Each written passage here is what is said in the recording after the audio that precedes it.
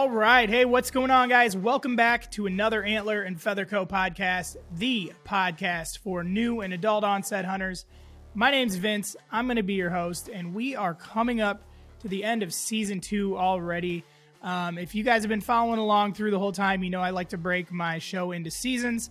I do 20 episodes a season, and this is going to be 18, 19 maybe for the season. So we're coming up on, the 40 episode mark.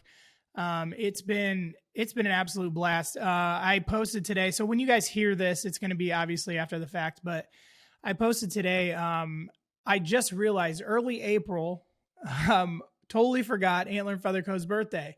And a lot of people were like, you haven't been around for a year yet. And you're right, depending on what you're talking about.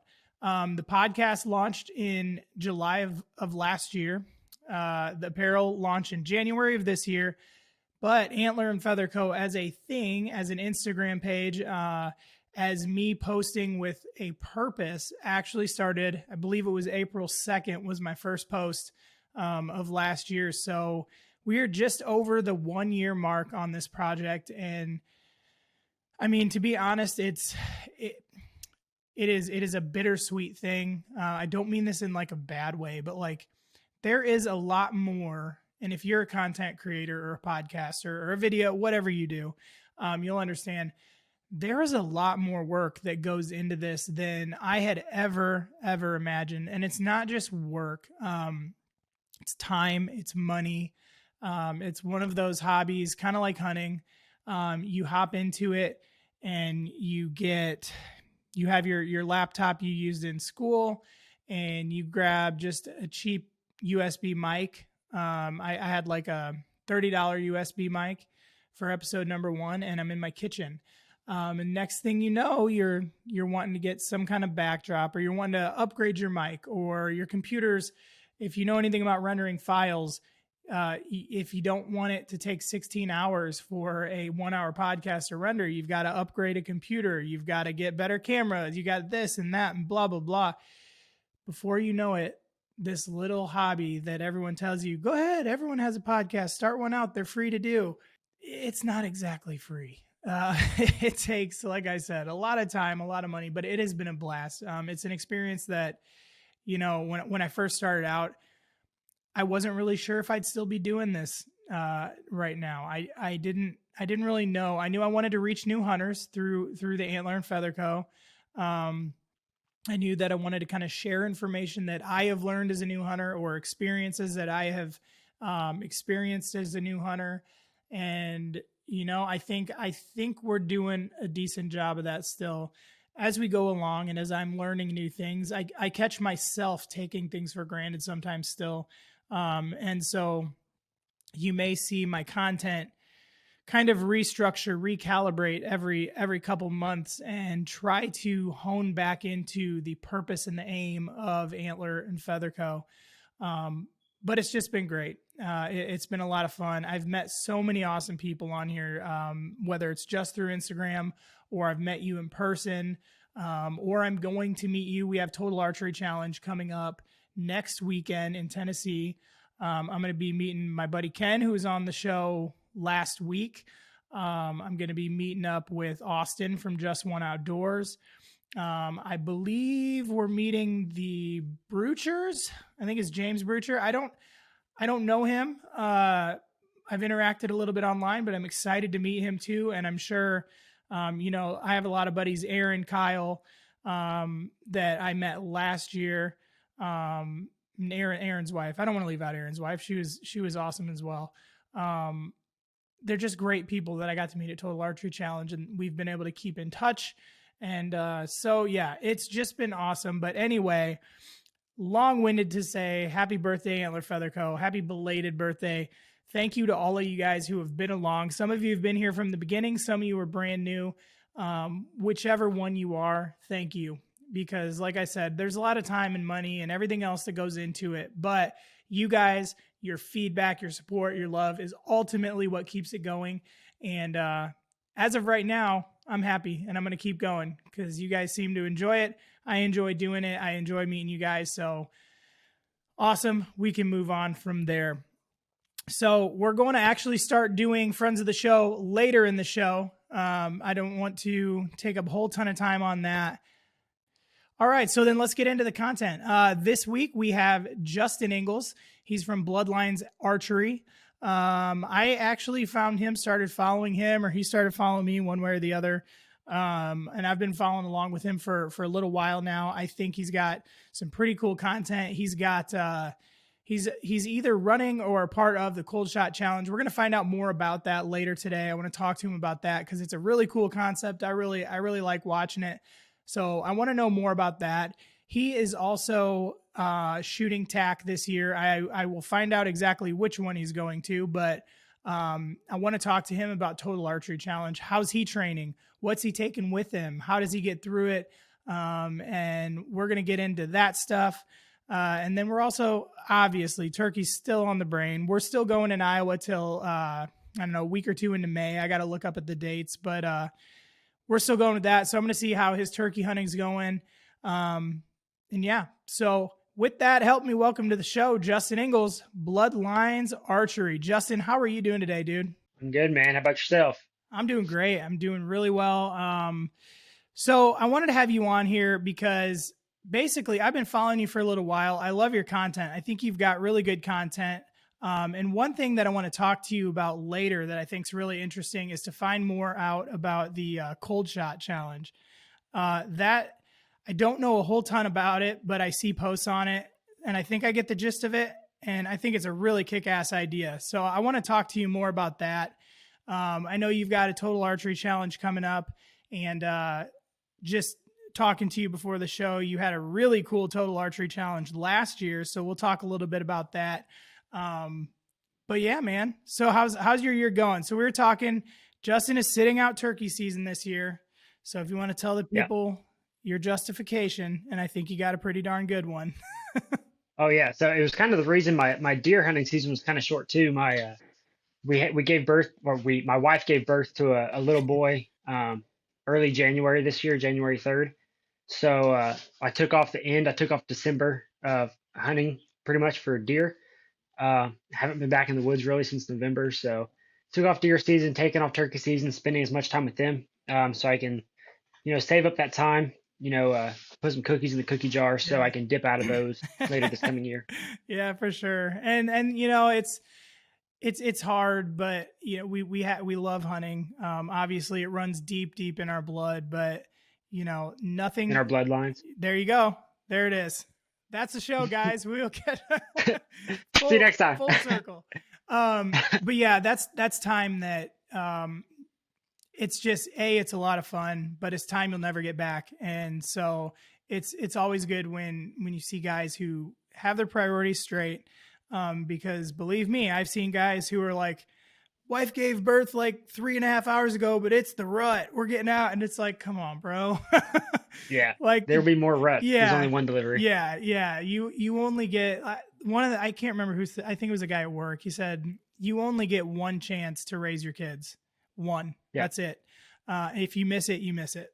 And so I've tried to keep that in mind. And, there are times where you get in the woods, maybe you're out there and things are going not as planned and you're just kind of like, man, I should be home with my family. But, so I commend you for, being a man, taking care of your responsibilities, taking care of your family. That's awesome to hear.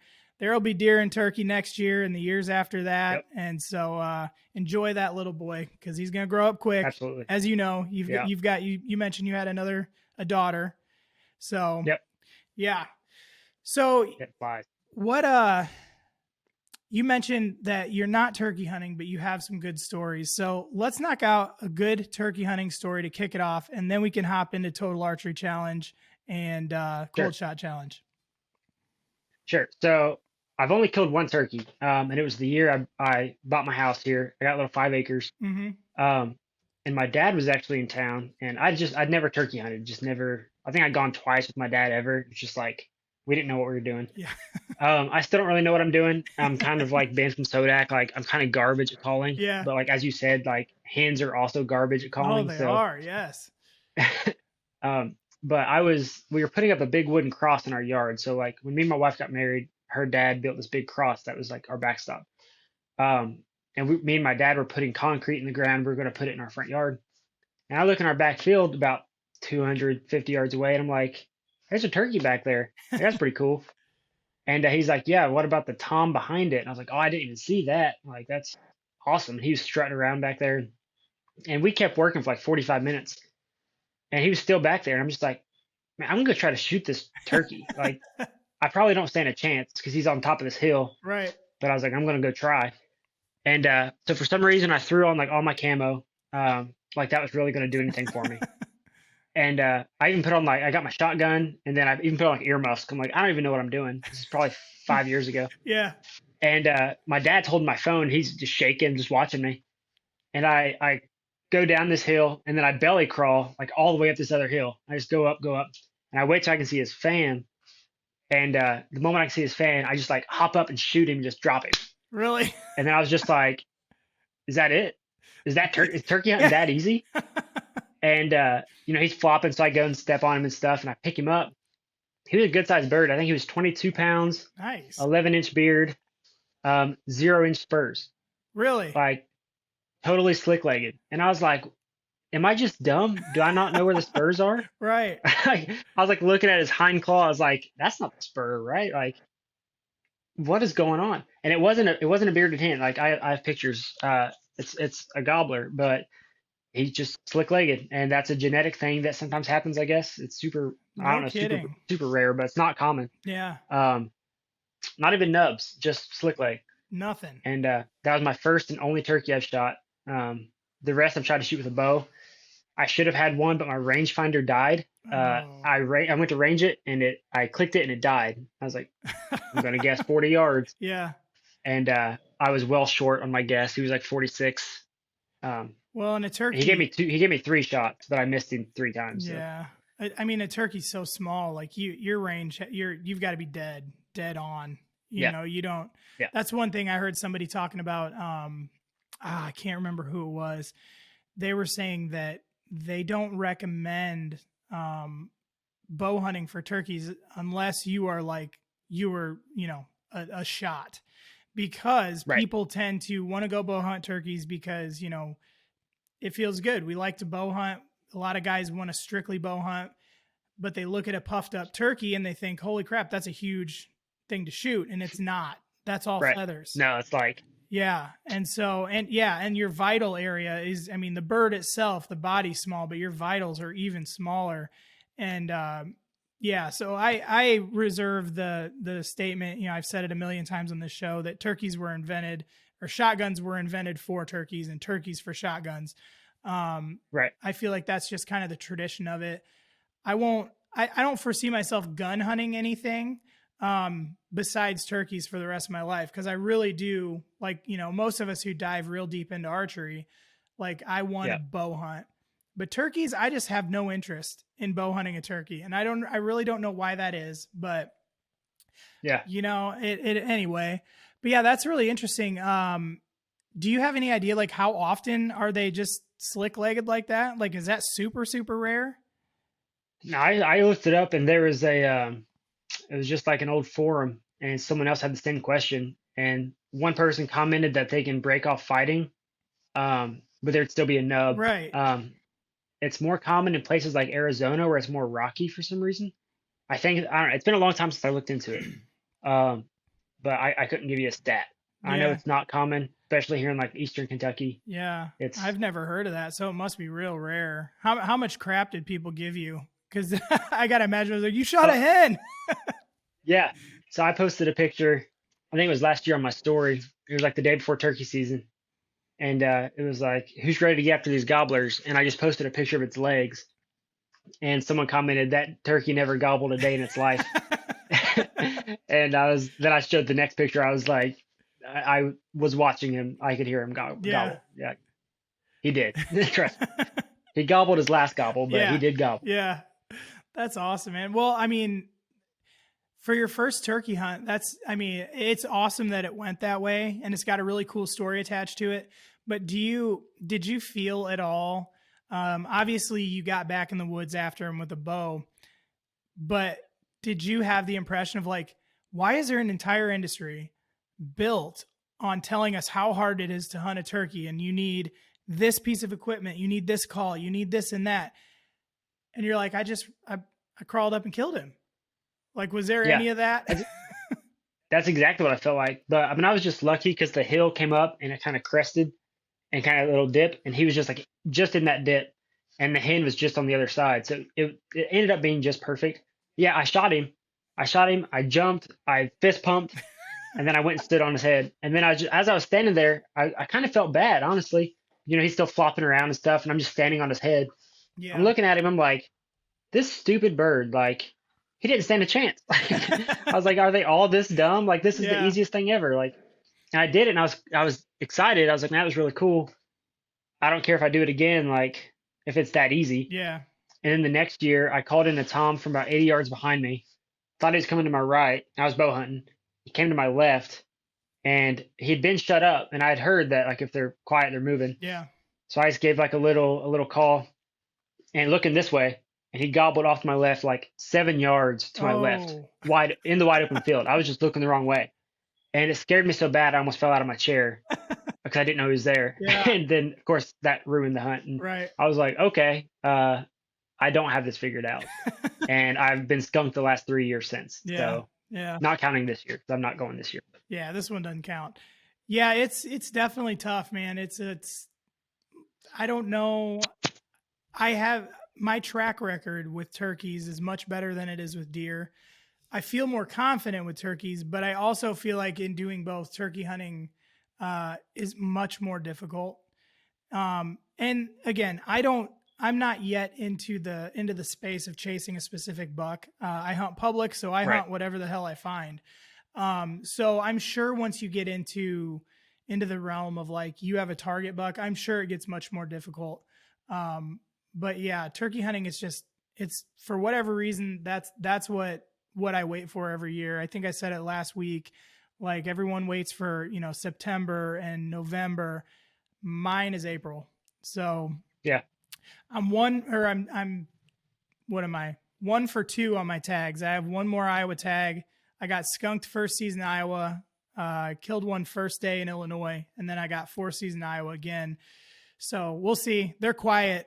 I can't get in. Yeah. I can't get an Iowa gobbler to make any noise, but we'll see what happens. So absolutely. Well, hey man, I'm going to say a quick prayer, and then I want to talk to you a little bit about Total Archery Challenge. Sure. Yeah. All right, Lord Jesus, we thank you again for another day. We thank you for allowing us to wake up. We thank you for allowing us to breathe your air. There's nothing that we do that isn't simply because you allow it to happen. I'm so thankful, and I've said this in the last couple of weeks, and for whatever reason this year, Easter's still, it's still heavy on my heart. I don't know if it's just getting to know you more or what it is, but I still can't understand why anyone in your position would leave the throne and come down and do what you did for just dirty sinners like us, but you did. And so we thank you for that. Lord, I thank you for Justin. I thank you for his life. And I thank you that, you allowed him and his wife to bring another baby boy into the world, into your creation. So I just thank you for all of that. I ask that you'd be over this conversation, make it entertaining, make it fun. And we ask all this in your great name. Amen. Amen. Okay. So Total Archery Challenge, where are you shooting this year? I'm just shooting PA this year, Pennsylvania. I was going to try to make it down to Rome, Georgia for Mountain Archery Fest, but I had some other obligations I had to take care of.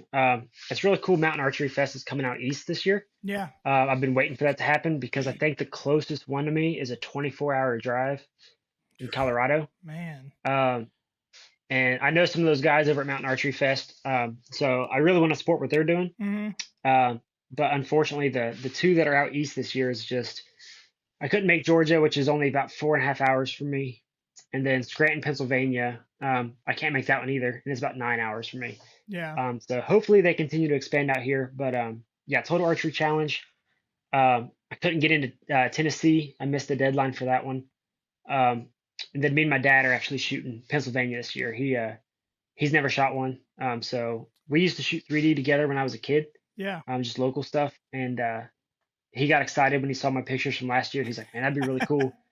And he's like, I'll pay for it if you want to go with me. I was like, well, shoot, yeah. Yeah. Yeah. So No kidding. we're making it a father-son trip, which is cool. We haven't done something like that in a while. Yeah. Is he like a competent long distance shooter, or does he know what he's getting into? So not really. 95 yards to start. What? Yeah, no, he shoots fixed pins. And he's traditionally been a season ends, I put my bow up, I wait for about a month before season starts, and I'll get out and start shooting a little bit, knock the dust off, go hunt. Doesn't really get into the archery side of it. But he was out here this past weekend, and we're just trying to get dialed in a little bit. I still don't have a sight tape. I actually have new strings sitting right here. I'm about to put on my bow. Nice. I'm not ready at all. But we shot, just 20, 30, 40, 50, and out to 60. He's only got a pin out to 50. So helping him shoot out to 60 at least. So we're doing, I think it's called the Prime course, which I guess is like one of their easier ones. I think it's like out to 60 or 70 yards. So nothing too crazy to, I like the long bombs, but I want to make it enjoyable for both of us. So if we shoot a little shorter, that's totally fine. Well, and I mean, that's one of the good things. And I'm sure I don't know a lot about Mountain Archery Fest. I follow them, and they look like they have a really, really kick-ass event in terms of like some of their novelty shots and some of the other stuff they got going on. I want to look into doing those because they do look really cool. But yeah, I'm sure with that and with Total Archery Challenge, the cool thing is the priority is on you having fun, and it's not a competition. So you've done one, like if they just happen to have a 90-yard shot, your dad can A, send it, or B, scoot up. It's no big deal. And a lot of them I know for me last year was my first time too. And we signed up for Knock On, and it was like, I can't remember, starts at 40 out past 100. And I'm like, oh no. And everyone's like talking about the long shots. So you get this dialed in your mind that everything is over 80. And then you get there and it's like a lot of the stuff actually isn't that far. It's just really difficult. You're shooting between trees, you're shooting uphill, you're shooting downhill. So I think that's one thing I would say for anyone who's listening who might be a little apprehensive. They do have the long bombs for sure, but it's not every single shot. So it's super accessible for everybody, and they have a course for all the way down to kids. So, hey guys, just want to take a quick break from the show and mention the friends of the show with you guys. We're going to start with Buzzard Roost saddles. Buzzard Roost they're just the most comfortable saddle, most adjustable saddle that your butt can get into. You're going to absolutely love it. Get one now in the springtime when you can get in the tree, you can get trying it out. So when it comes time for the fall, you can focus on shooting and killing your animal and not your saddle. So if you want to try them out, use code all caps AAFP10. That's going to get you 10% off your very own Buzzard Roost saddle. Secondly, Our Grounds Coffee Co. is the official coffee of the Antler&FeatherCo podcast. Ed brews some kick-ass coffee. I think everything is full steam ahead there. He's getting real close to getting coffee going back out. If you guys know the story with that, should be soon. Use code all caps AFCO. That's going to get you 15% off over at ourgroundscoffeecompany.com. More Innovations. More Innovations is a 3D printing company. They print things for guys who are working on your own bows. They have a lot of caddies that go on your bow press. They have the five arrow pocket quiver. He has just all kinds of really great 3D printed equipment to help you out in your archery shop at home. Check out moreinnovations.com. Use code all caps AFCO10. That's going to get you 10% off at moreinnovations.com. Adams Precision Archery. Guys, I'm sure you saw the set of arrows that Adams built for me. We collaborated on them. I told him what I wanted. I wanted an 80s fanny pack windbreaker, whatever, the bright colors. I gave them an idea. They ran with it. And we now have graced the world with the APA AFCO fanny pack. You can go on his website if you like, you want to get the wraps for yourself. You can get those wraps. You can have him build the exact set of arrows that I had with the wraps and the fletching and everything, make it wild and party. You can do that at adamsprecisionarchery.com. If you use code AFCO10, all caps over there, that's going to get you 10% off your arrow build with Adams. And finally, Quick Camo. They've been a lifesaver for me this season. I use their camo hat. I use their gloves. I use their leafy vest, their leafy jacket. Came in clutch. It worked in Illinois. Put a turkey on the ground. The gloves are really well made. I love them. They're comfortable. They have either fingerless or touch screen.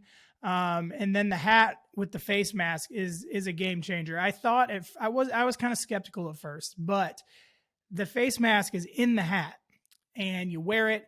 And then when you're ready to put it down, you just shake your hat, put it on, you're ready to rock. It was way better than having to put something up over my face where you can't breathe. It's uncomfortable. It's pulling your jaw back. You know exactly what I'm talking about. It solves that problem. So I have faith in their stuff. It's great stuff, great quality. So go check them out. All caps AFCO10 is going to get you 10% off at quickcamo.com. All right, guys, thanks for listening to the Friends of the Show. Make sure you're checking out Antler&FeatherCo.com. Grab yourself some gear over there from us. Thank you.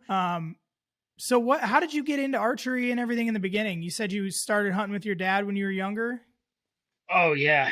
So when I was a kid, it was just a little red bow. I don't think I have it in here. Just this little red bow with little wheels on it. And it was actually my brother's.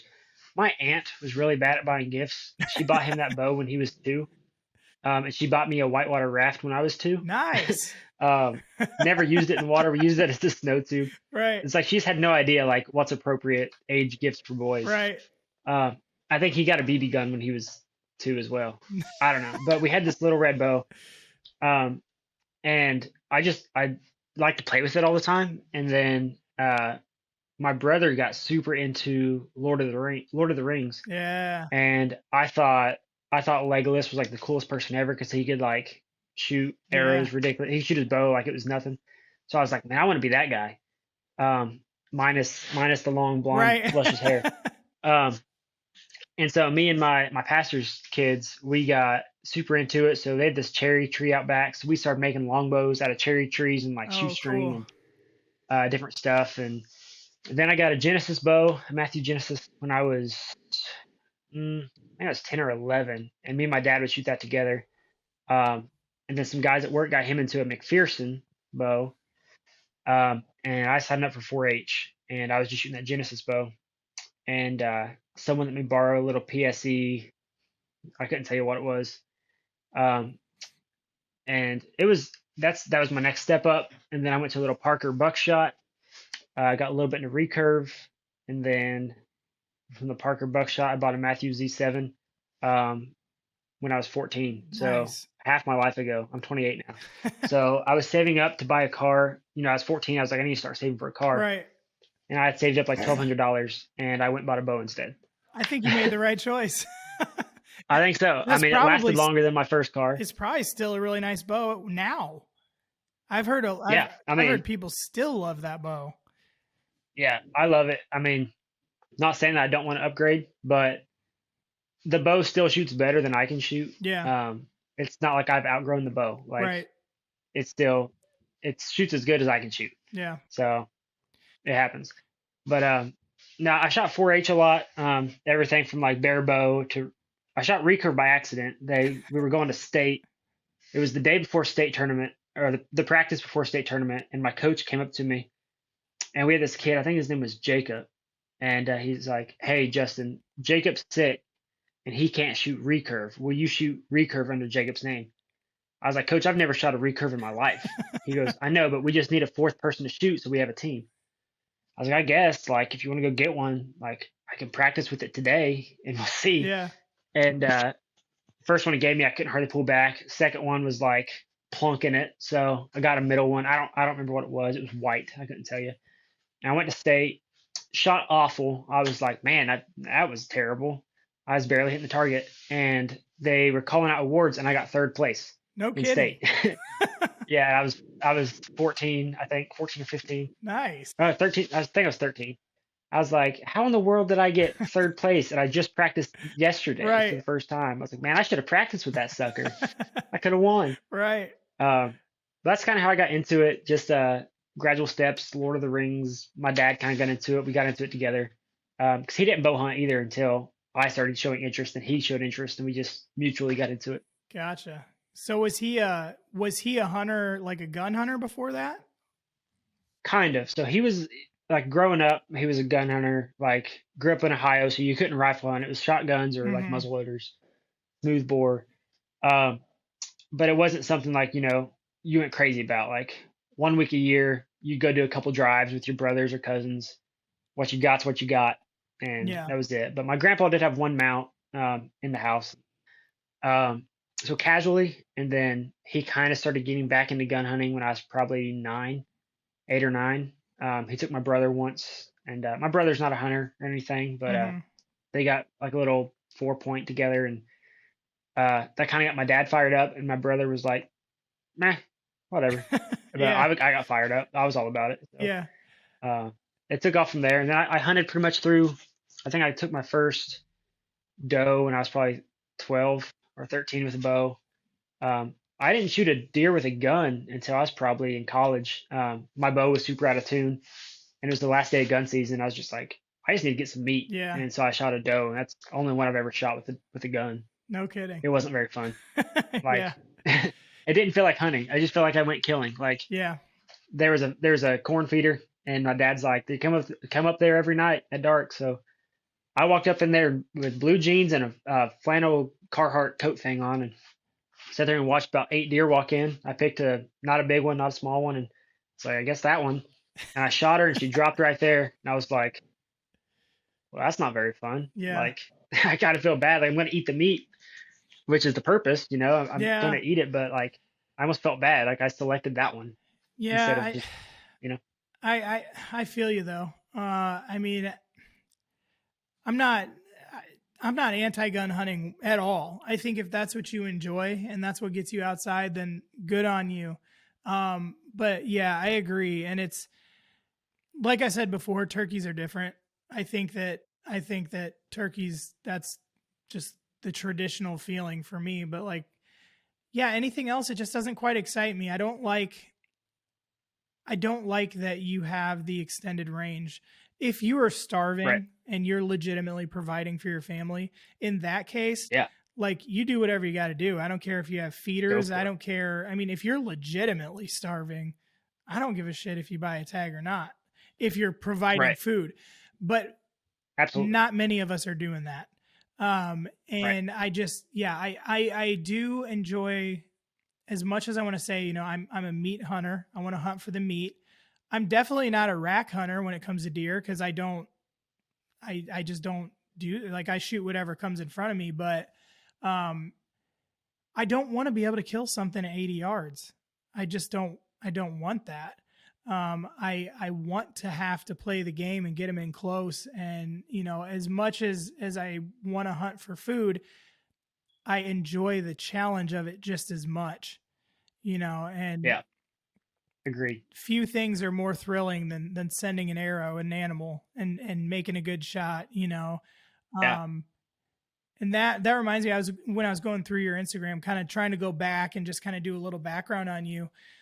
You had shared a while back a really interesting and a really great reel that was the deer that you shot with the grid on it, and where it's like, hey, where would you shoot it? And we see those pictures on the internet all the time, and usually you've either got the straight up, behind the shoulder lung guys, or you've got the generally heavy arrow shooting guys that are like, I'm shooting right behind that shoulder, like I'm tucking it right in that vital V. And so you would pick it, and then your reel plays, and you're like, oh shit. Like, that I think that was cool. You had, if you guys can picture a grid, you would never pick the spot that the arrow went, and where the arrow made the perfect shot, it would have been basically off the grid. And it was to the point of like you were mentioning being situationally aware. What is that deer seeing? Is that deer does that deer see you? How are they going to react? How are they going to drop? And just pointing those things out, because I do think, especially when you're in that high adrenaline moment, you just point, drop your pin, settle it, shoot. Well, to your point in that reel, had you shot it in any of the spots any of us would have picked, you'd have shot over the back of it. So I thought that was a really good and helpful reel. You should probably reshare it. It's worth a look for everybody. And that just goes back, to like being prepared, like knowing your equipment. That's why, like, I don't like when people bow hunt and they just like, slap their broadheads on. They never broadhead tune. They just go out and shoot, expect their broadheads to fly right. That was a 510 grain Apollo arrow. This one right here, to be exact, 500 grain arrow. And, I shoot a short draw. I'm a short guy. So it's 27.5-inch draw. I bought this bow when I was 14. So it's a 60-pound draw. I've never upgraded it because I just figured I'd just upgrade to a new bow whenever I needed to get more poundage, which I should do probably. So I know it's slow. And I was shooting an Annihilator broadhead on that one. And I still missed the heart. Like, I shot low, and I still shot over top of the heart. That's insane. And double lunged it. The lungs were sticking out the other side. The thing barely bled, but it was a 19-yard shot, and she dropped like 18 or 19 inches probably. Yeah. And that from the time my bow went off. Yeah. Yeah. I mean, that she buried her chest into the ground. And I thought that was just an awesome thing. Cause like I said, especially as a new hunter, you see these shot charts and you see everyone, macho up and they want to start fighting about shot placement and everything else. And to your point, true shot placement, when you're actually paying attention to the situation, there's not a chart for that. That's like you said, that's preparation. That's knowing your equipment. That's knowing capabilities. But yeah. And it comes with time and experience. Like, I've missed way more deer than I've killed probably because my first few years, I missed every deer I shot at. My first time ever bow hunting, I was asleep with my dad in the stand. It was a double stand. And I wake up and there's 2 bucks in velvet, an 8-point and a 6-point in full velvet. First day of bow season. I'm 12 or 13 and I get up and the 8-point goes behind this fence. So there's the 6-point is standing there, kind of curious, not real sure.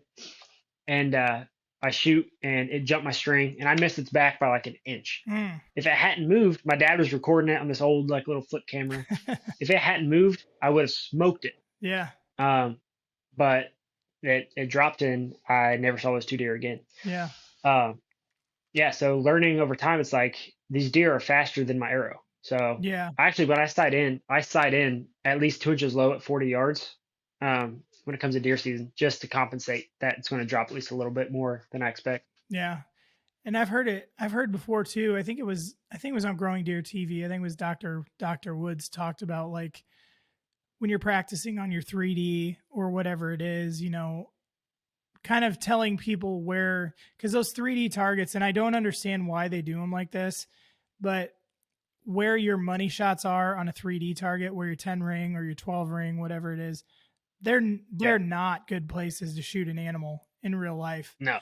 But anyway, so he was talking about, he always likes to practice low. He doesn't like shooting at the heart or whatever on the target. He always shoots low so that that's kind of ingrained into him, because regardless, your deer is going to, I mean, maybe not every single time, but more times than not, that deer will drop. And depending on, from what I've learned, I haven't experienced this myself a ton, but depending on head position, things like that will dictate how far they're going to drop. And like you said, did they pick you off or not? Do they know you're there? Right. But yeah, so that's one thing, if you're a newer guy, pay attention to things like that, like reels that Justin shared, other videos that are talking about like situational shot placement, not just I shoot a 700 grain arrow, so I shoot the shoulder, or I shoot a 500 grain arrow and I zip through the back of the lungs. Pay Right. attention, try to learn all you can about situational shot placement because it changes. There are Yeah. a lot of factors that go into it. And what's crazy is a lot of people like to shoot when the deer head is down. But if you look at like studies, when the deer head is down, their body drops like half as fast or like even faster than if it was like head Yeah. up. I think fastest is when it's pegged on you because it sees your movement and it'll drop.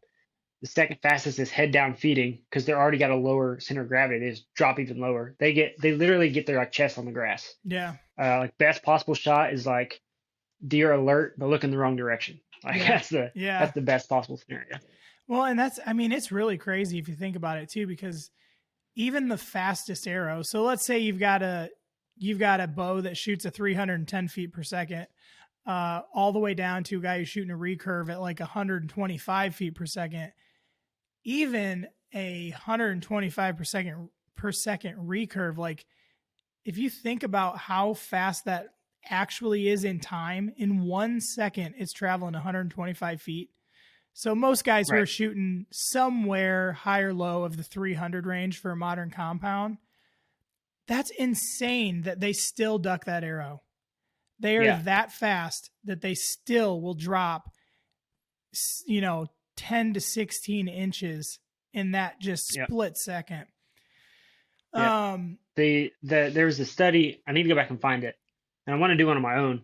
But like the difference in a 20-yard shot between like a 400 grain arrow and a 600 grain arrow is like 0.1 second. Yeah. Or something like that. So like, well, slow, it's going to drop more. It's like, well, it's 0.1 second. It's not that much time until you realize how much a deer can move in 0.1 second. Like that video of me shooting that deer was like 2.5 seconds and it dropped that far. Yeah. So it's ridiculous. And if you haven't seen the video, that deer dropped. Like when you talk about jumping a string, that could be in the definition. That could be in the dictionary next to jump the string. Yeah.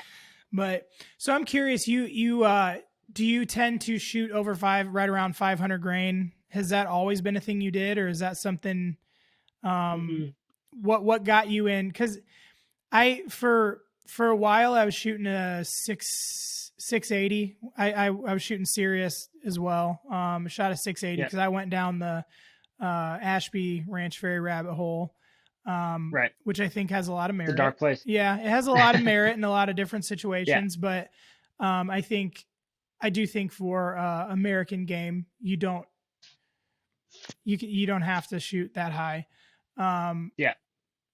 But over 500, I think for a majority of people would still tip off like you shoot a heavy arrow. Cause a lot of guys are shooting, right around 4 or a little over 450 is like, I got a beefy arrow. I put 125s on the front, so what got you in that like 5 and above category? So basically, I mean, starting out, like I said, me and my dad got an archery at the same time. So I literally went to this little place called Fry's Outdoors. It was just small. It was mostly a gun store. They sold a little bit of bows. Gotta love those. Yeah. And he gave me a couple cheap arrows. I had like standard inserts, and I was shooting. We thought, you're a kid, you should shoot 75 grain tips because you're young, and as you get older, you get heavier tips. Gotcha. So my dad shot hundreds, I shot 75s, expandables. So it's a good thing I didn't hit any deer with those because I wouldn't have got any penetration. It was basically a judo tip at that point. Pulling 40 pounds, Yeah. And so I had no idea what I was doing. And then I kind of really dove into like the archery side of things a few years ago. And I got hooked up with Sirius. I got talking to Seth a little bit. I didn't even know what Sirius archery was. Mm-hmm. And I used to do a lot of these tournaments, and I'm starting to get back into them a little bit of just different brands and letting people vote on like which brands they like the best. And Sirius, someone mentioned I need to put Sirius in the tournament. I'm like, what the heck is Sirius archery? Mm-hmm. And I thought they were in Australia. I thought it was an Australian company. And so they ended up winning the tournament. I was like, well, I need to look into these guys if this many people love this product. And so Seth, the owner, is like, give me a call. And I was like, all right, what time zone you in? Because I was like, it's gonna be a 12-hour difference. He Right. goes, Eastern. I was like, Eastern Australia? He's like, no, I'm in Kentucky. I'm like, no crap, I'm in Kentucky. I'm like, where you at? He's like, I'm in Burlington. I was like, man, I thought you guys were in Australia. So I got talking to Seth. He was How just did a real you cool get that in guy. your head? I don't know. I guess I saw one of their posts and it was probably some like Australian game or Yeah. something. And because they got people shooting it all over the world because Dr. Ashby was, Right. in Africa. And I think I may have got them confused with, is it Ozcut? Yeah. OZ Yep. I think they are from Australia. And honestly, at the time, I may have just got them too confused. But yeah, I thought they were Australian. I don't know why. But um, yeah, I got talking to Seth and I got some arrows, and then I ended up joining their field staff team and non-pro staff for them. And yeah, I shoot their supernovas. I got their Apollos. I bought my dad some Geminis, and so I ended up with 500 just because that's what I built out with lighted nocks. They were Hmm. like 475, add a lighted nock, add the vein stuff, and it's just it flies good out of my bow. Hmm. Shooting lower poundage and shorter draw. I want a little more meat up front. I never really got into Ranch Fairy. Like I agree with a lot of what he says, but like Brian Broderick from Day Six posted today on Day Six's Instagram, it was like instead of Dr. Ashby's rules, it's like Day Six's 12 rules of Yeah. arrows of penetration, and like the first 8 were like arrow flight, arrow flight, arrow flight, arrow flight. It's like make sure your arrow is flying good because if you hit anything sideways, it's going to kill your kinetic energy. Absolutely. People get so hung up on the details about it. Like, to get your arrows flying right, what flies good out of your bow. And like you said, for whitetail, for North American game, like you don't need these 700, 800 grain Yeah. tips. Like I'm probably going to drop down because after watching my own video of that, I'm like, man, I need to speed up a little bit. So I'm probably going to buy some Geminis this next year. It's a little bit lighter, go down to around 450. Yeah. Because I had no issues shooting that before and zipping through animals. So Yeah. probably what I'll drop back to. Yeah. And I think people get, like I said, I've had Dr. Ashby on the show. I've had people from the foundation on the show. I recently interviewed Dr. Ashby, just him, and it was more of a, who were you before you were Dr. Ashby? And I lost it. The files did not come through, and it was an awesome show. Man. I'm so frustrated with that. But anywho, for whatever reason, I don't know why. I don't know if it's because of Ranch Fairy. I feel like people only associate the word Ashby with heavy arrows. And Yeah. talking to those guys, I mean, there are 12 penetration factors, and Yep. one of them deals with 650, the heavy bone threshold. Yeah. The other 11, I mean, you're talking, and you've also got to understand too, yes, he was shooting giant Asiatic buffalo. Like, yes, you do need a heavy arrow for that. Absolutely, you do.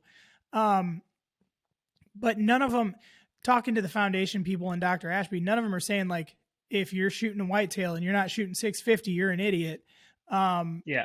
Now, Even Ranch Fairy says that. People give Ranch Fairy crap. He's like, guys, I'm not saying that. Like, if you want to shoot less, yeah, shoot less. I'm just telling you, like, this is what is proven by science, but doesn't mean you have to do that way. Yeah. And the bones that you're going to encounter in a deer are not the same as you would encounter in Africa. Now, to their point, if you want a total bulletproof system, then yes, follow the whole 12 factors, and that covers you for anything. Right. But like they've said, like the people on the Ashby board, a lot of people at the foundation, they don't shoot 650, but they do have a single bevel broadhead. They do pay attention to their FOC. They do pay heavy. The one thing I'm surprised is not synonymous with Ashby like the heavy arrow thing is the arrow flight, to your point, and to Day Six. They're very big on that as well. Like, your bow has to be tuned, and your arrow has to be tuned perfectly. It must fly absolutely straight, because fine correctly, all that. Yes. And I think it's been proven time and time and time again. You get a good, and people will argue, but you get a good fixed blade broadhead, preferably a single bevel, on the front of a somewhere in the range between 450, 550 arrow that's flying perfect, you're going to be Mm-hmm. fine with a whitetail. There's Yep. still that chance you hit the freak worst part of the deer possible, and you hit that, that shoulder joint, whatever that worst part is. But yeah, for the most part, yeah, you're good. You don't need that gigantic arrow for this. But right. man, sorry, I went on a tangent on that one. That's good. I could talk. Like anybody who's actually cares about their arrow flight, like you can talk for hours. Like I Yeah, could talk for the next 10 minutes about the flex of an arrow and how much kinetic energy you lose from yeah, an arrow flying sideways and the wind drift, and like you need a stiff arrow because it recovers faster. And yeah, I can get going on that too. yeah. No, and it's easy to. I think it's a good thing to go off on too, because I mean it to your story with, when you were starting out, there are a lot of people out there who, I mean, I'm 36, so I did not grow up with the internet. It was kind of cell phones and the internet were kind of like a middle of my life invention. So Sure. anyone who is older than me or just different situation growing up, you didn't have YouTube to tell you everything we're talking about right now. You didn't have podcasts. And so there are a lot of people who probably don't realize that a bow needs to be tuned. A lot of people, and I know this from experience, they don't realize what spine is. What does that mean? What does that mean for the arrow? A lot of people go buy whatever's at, Dick's Sporting Goods or Cabela's or Bass Pro. They buy they buy the 6 or the 12 pack, they put a Rage on the front and they go. And and it's, as much as you want to be like, God, you idiot, like they don't know, Right. and it's so, Yep. I think it's a good thing. And, some things get beaten like a dead horse or whatever that saying goes. But I think it's a good thing that, the archery community is talking about this stuff, because although I think there's times where everyone's like, oh, we just fight with each other all the time, there's a lot to be learned by those arguments. There's usually a common middle ground that if you can sit back and listen to both people and put the best points of each argument together in the middle, you come out better for it, Well, I'll tell you what sent me down the path, which I just remembered about arrow flight, is while I was in college, I didn't really hunt much because I was working 30 some hours a week at a restaurant and then going to college full time. So I just didn't have time, right? Yeah. Like most people don't. Well, I graduated college. I just moved down to Kentucky, went back up to Ohio to hunt, and I'm walking into my stand, and I have this bow right here. And as I'm walking into my stand, this doe just, as I'm walking, I get up on this doe, and she's like 7 yards away. And I just kind of stare at her. I'm like, yeah, I'm going to shoot you. Make this a quick hunt.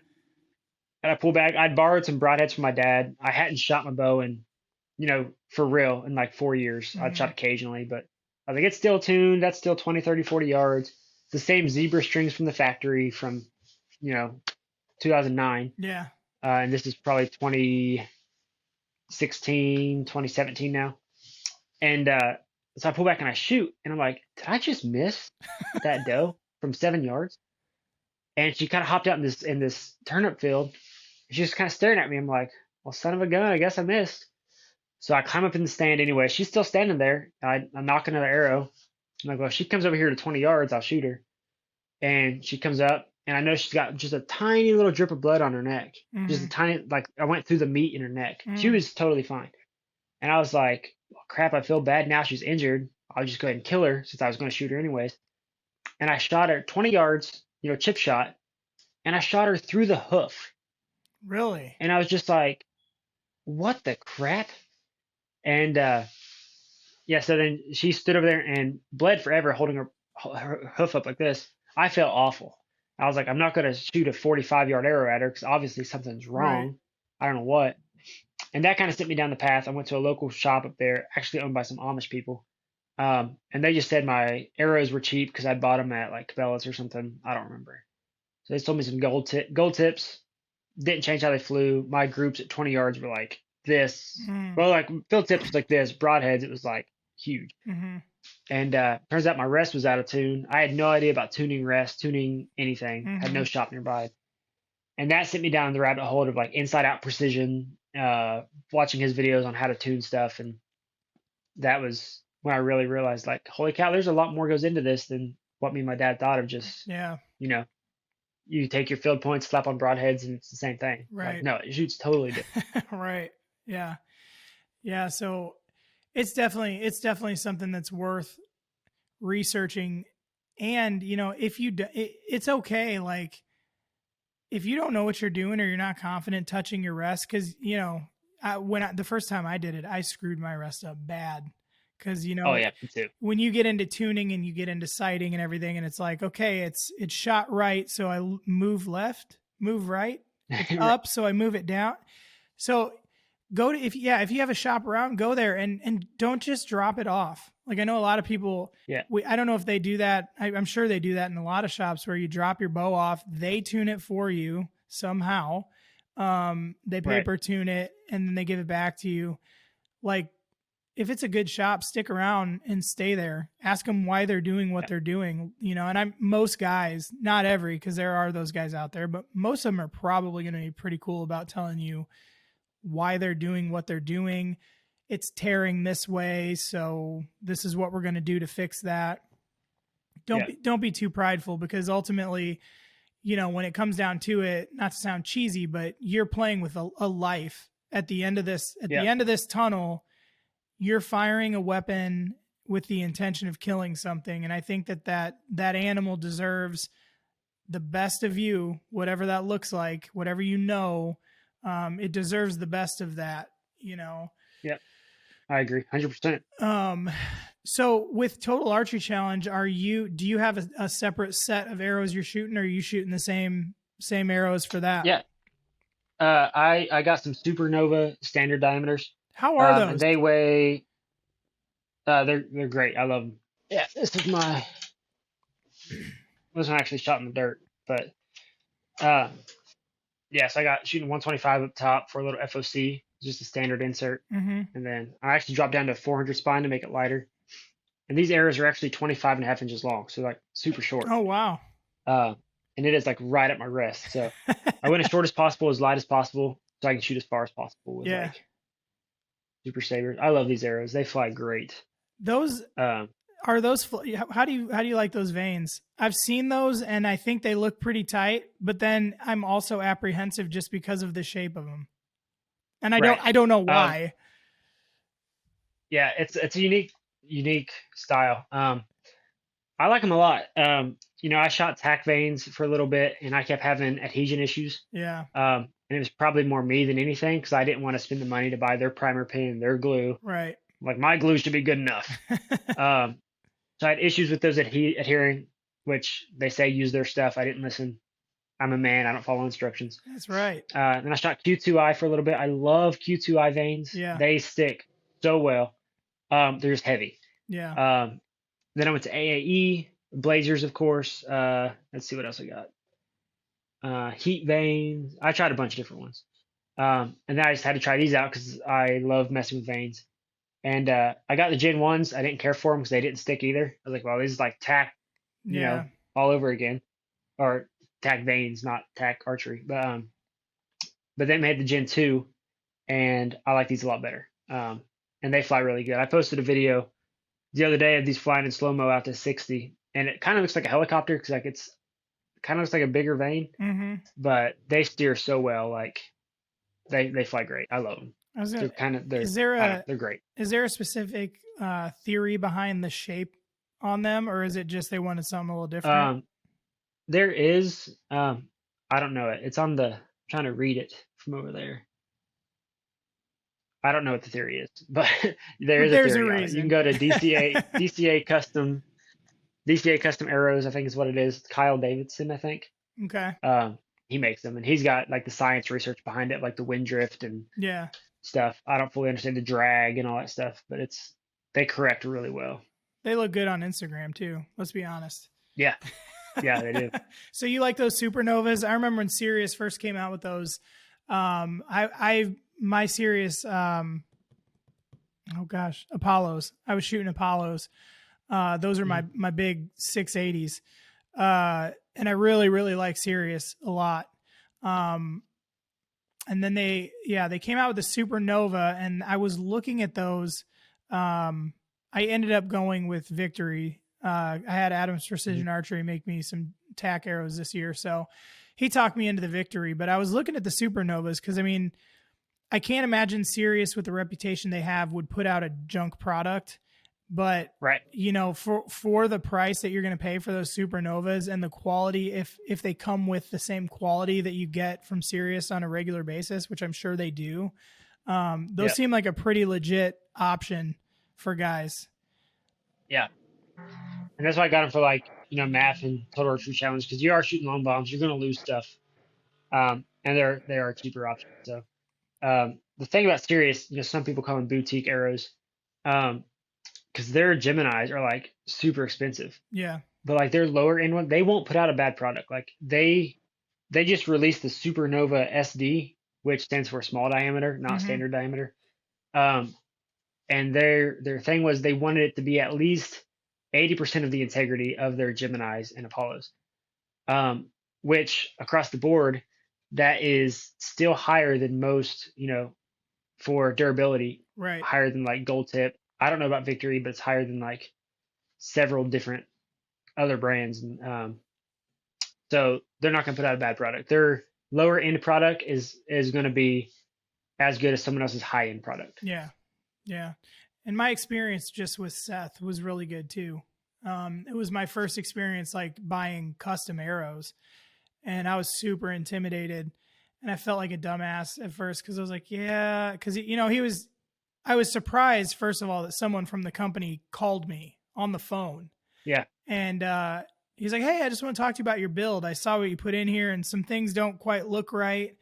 And he basically talked me through the whole thing. Like, how did you come up, like the way you have your build on here, how did you come across this? And I was like, Ranch Fairy and Ashby, like thinking he was going to be like, you idiot. And he was like, oh yeah, Right. for sure. Yeah. And he took the time, he talked to me for like 45 minutes, and I'm like, yeah, what company does that? And yeah, as I do have to say, and I'm not trying to plug it just because Dustin's my buddy, but Dustin with Adam's Precision Archery does the same thing. And I think that's a huge component to being a successful company. When you take the time like that, like I said, I didn't realize I could do this, but I was going to have Dustin build me Sirius arrows and then have him do it just because I want to support him. And, he's my buddy. But either one of those, and like Sirius, just, they have a bigger name. They do have like their names out there, and for good reason. Like, you should not shy away from Sirius at all. They're absolutely great customer service. And I don't think I could mess those Apollos up if I tried. Like I shot them into my barn through oak. I don't know how many times. Just pull them out, dust them off. Yeah. And they're good. I've darn near tried to break one, and I can't. Yeah. But yeah, I had the same issue. I had the same experience with Seth. I called him, or we got on the phone. I don't remember how we got on the phone.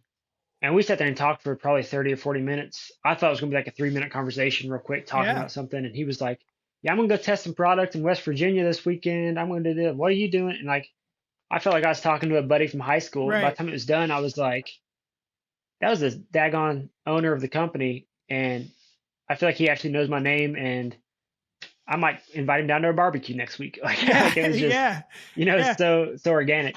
Well, I mean, their customer service is like so good. It's like, I don't even care if the arrows suck. Like, it's such a great experience. I guess he's like, what a swell guy. Yeah. Right.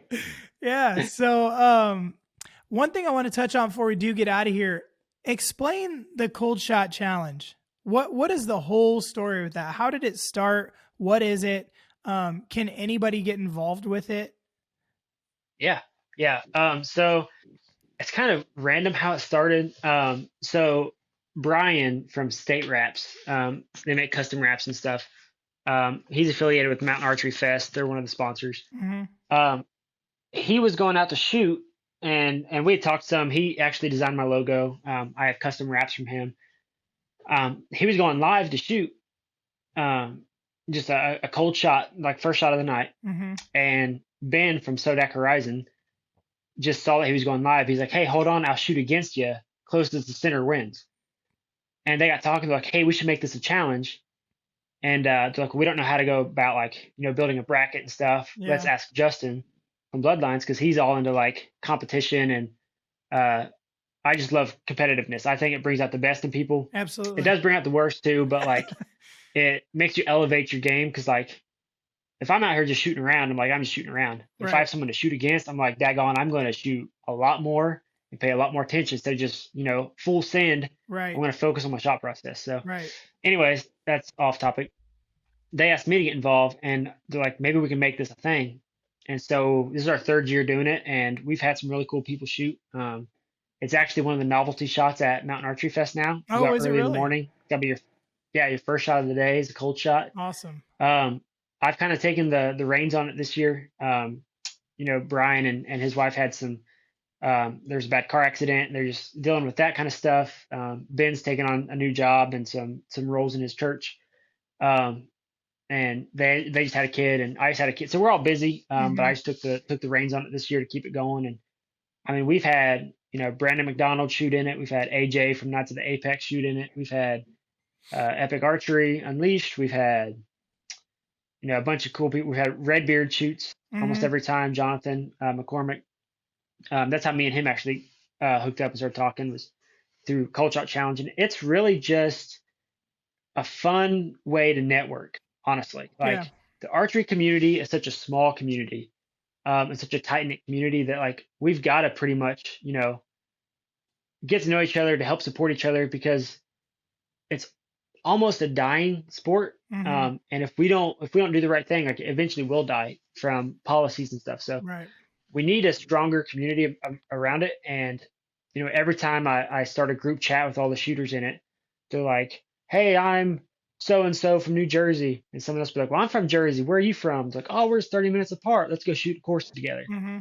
And that's what it's about. Just meeting people and having fun. We've had kids tournaments, we've had women's tournaments, co-ed tournaments, we've had broadhead tournaments. And so what it really is I'll get 16 or 32 people. I'll put them in a bracket, and let's say me and you are paired up against each other.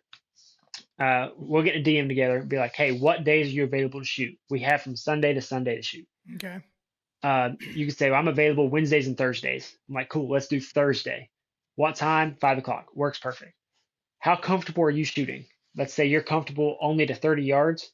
I'm like, all right, cool. I can shoot 30 yards. We could do a random number generator, shoot anything from 0 to 30 yards. If you're comfortable out to 100, we could shoot out to 100, whatever we decide on.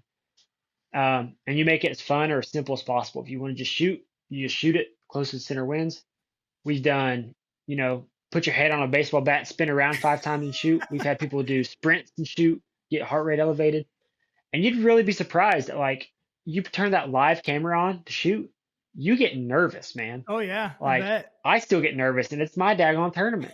I lost my first round because I got nervous.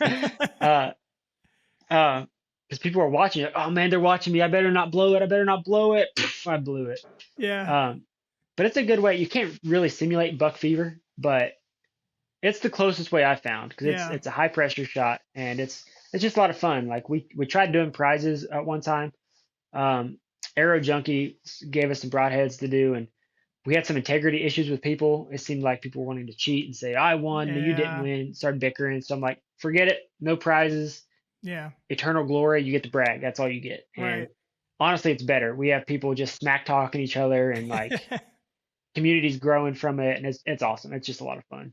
So basically, you structure the tournament. You get the guys who are going to be in it. You put them in the bracket, and then it's up to whoever you are shooting or you and whoever you're shooting against that particular whatever We Yep, quarterfinal, semifinal. You guys decide on the terms of the shot, and then yep, you have to just no warm up one time. yep. Well, first shot of the day. That's the cold That's shot. Yep, that's a really cool idea. I like that a lot. What do you yep. think? I don't know if you'll be able to. What is the craziest shot anyone has done? Um, the weirdest one I did was this guy.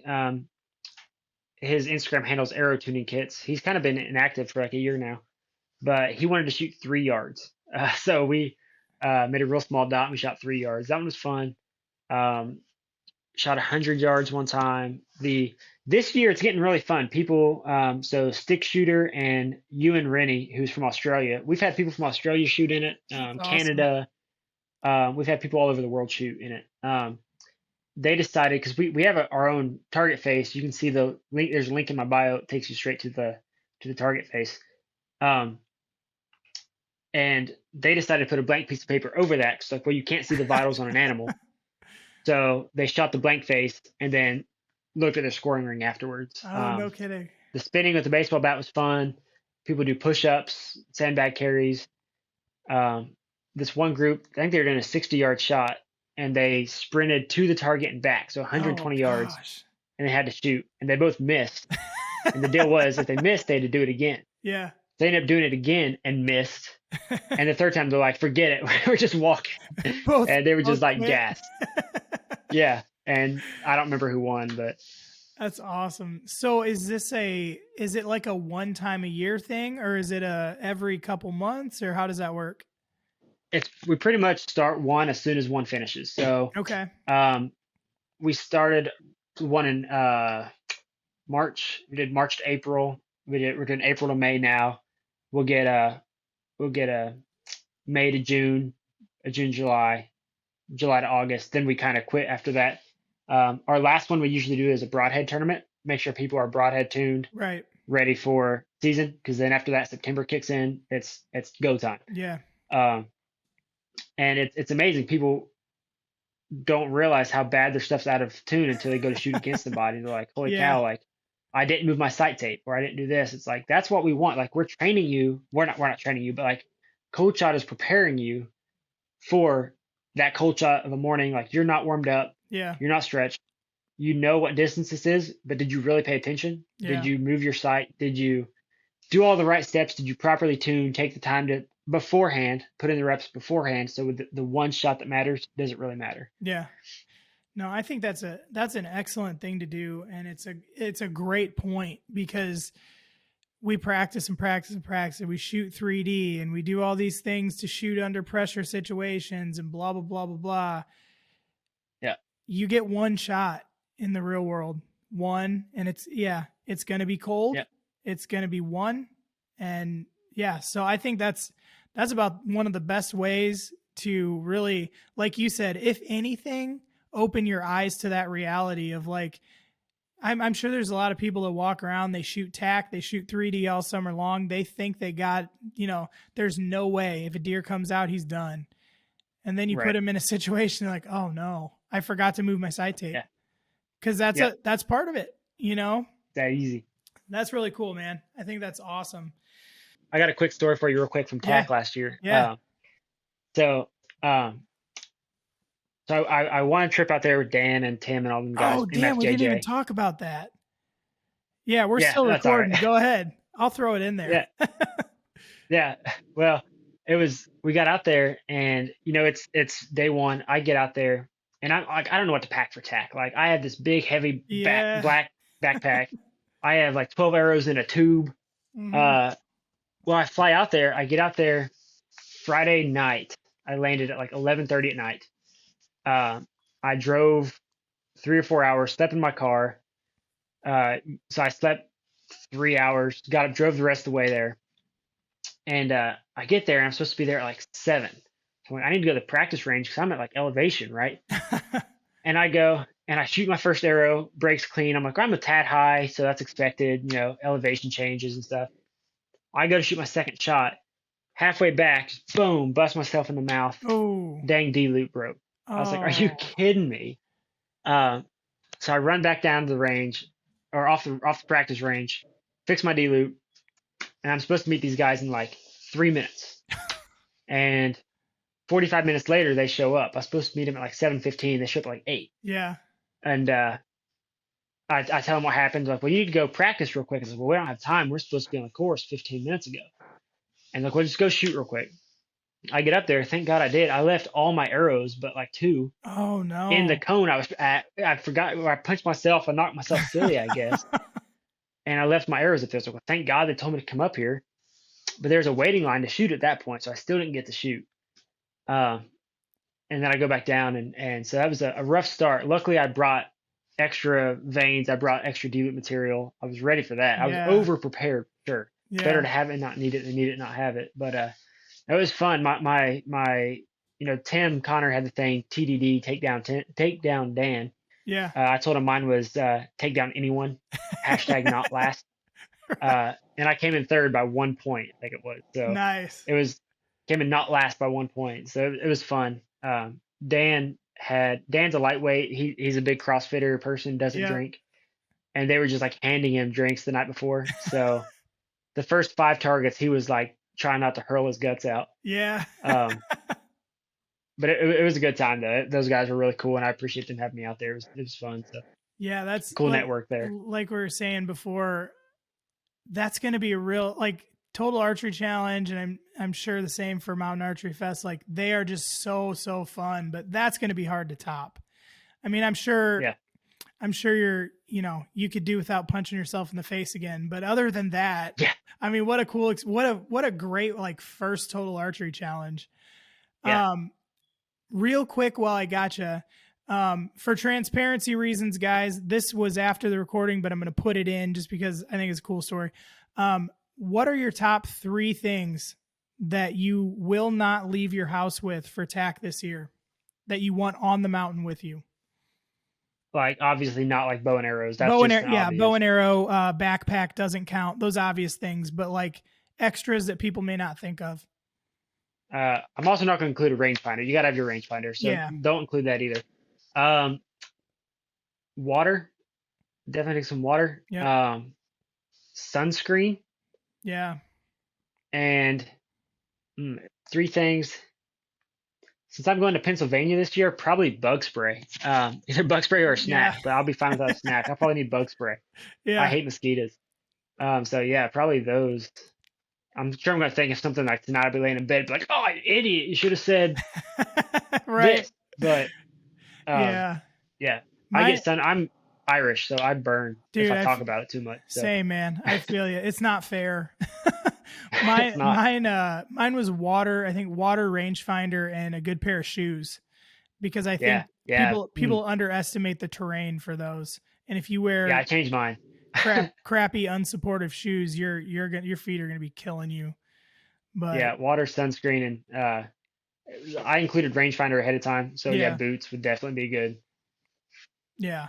Don't want to bust your toes up. Yeah, don't be wearing Nike Freeze out there. You'll hate your life. You'll be having the best time you've ever had with the bow, while simultaneously having the worst time you've ever had in your life. So yeah, but also like definitely take extra vanes, take extra, nocks, take all the extra stuff you need for an arrow, your D-loop material, serving material for like your peep sight, because you never know what's going to happen. Like I checked my D-loop like a week before I went, and I don't know what I did, but I broke it. So it's super frayed right now. I'm going to get off here and change springs out before I go to bed probably. Good deal. Well, awesome. Well, hey, I know you got kids. I know you probably haven't slept with a new baby. You probably haven't slept more than 16 hours in the last 4 months. So I'm going to, that's about right. I'll wrap her up so you could try to get some sleep and get wound down for the day. I appreciate you coming on here. Let everybody know where they can find you and follow along on Instagram and social media and anywhere else on the internet. Yeah, you can find me at Bloodlines Archery. There's an S on there, Bloodlines Archery. That's on YouTube and Instagram, and I don't use. There's a Facebook. I don't really use it. It used to be Bloodlines Outdoors. No one does. Grandmas, old people from church. Yeah. It used to be Bloodlines Outdoors. That's what it's been the last 3 or 4 years. But some guy messaged me basically saying that he's going to take me to court if I don't change my name. Oh, come on. And I was just like, whatever, I'm not going to deal with it. So I just changed it to archery. So that's a new development. I like archery better, to be honest. Yeah, cool. I'm glad you like it. Yeah. Well, good deal, man. Well, I appreciate you coming on here. Hey guys, make sure you're also following us on Instagram. We're at Antler&FeatherCo. We're on YouTube as well. Again, like Justin, we're on Facebook and Twitter, but that's kind of hit or miss. It just gets the leftovers from Instagram and everywhere else. Your call to action today, like I said, transparency on the content creator thing. I'm not going to try to lie to you. I need you to rate and review this show wherever you're listening to it. It takes you 10 to 15 seconds tops. That 10 to 15 seconds translates into growth of the show. And when the show's growing, I'm able to continue bringing great guests on like we had tonight. And ultimately, when we have good guests, that's going to make you more deadly in the woods. So for Vince and Justin, thanks for listening. We will catch up with you next week. This is the Antler&FeatherCo Podcast.